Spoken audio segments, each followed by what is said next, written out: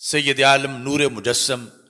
شفیع معظم صلی اللہ علیہ وسلم جب ایک غزوہ میں یعنی پورا قافلہ گزرنا تھا تو آپ آگے گزرے تو درخت کے نیچے ایک ہرنی تھی اور زخمی تھی، بھاگ سکتی نہیں تھی اور سر جھکا کے اس طرح وہ آرام کر رہی تھی، سوئی ہوئی تھی۔ تو نبی اکرم نور مجسم شفیع معظم صلی اللہ علیہ وسلم نے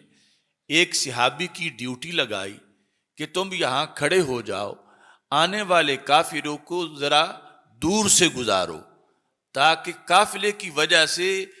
اس کی نیند میں فرق نہ آ جائے، یعنی قافلہ تھوڑا دور سے گزرے تاکہ جس طرح یہ سوئی ہے یہ سوئی رہی۔ اور فرمایا لا تترک الطیر فی اوکارہا فإن اللیل امان لہا۔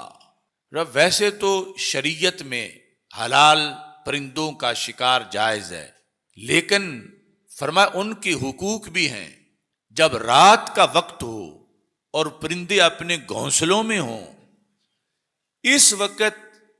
ان کا شکار کرنا تو درکنار، ادھر جانا بھی جائز نہیں، کیونکہ رب ذوالجلال کی شریعت نے ان کو اب آرام کرنے کا لائسنس دیا ہوا ہے کہ تم اپنے گھونسلوں میں آرام سے بیٹھو، آرام سے سو جاؤ۔ نبی اکرم نور مجسم شفیع معظم صلی اللہ علیہ وسلم نے یعنی ان کے آرام کا بھی، ان کے حقوق کا اتنا خیال کیا کہ اپنی امت کو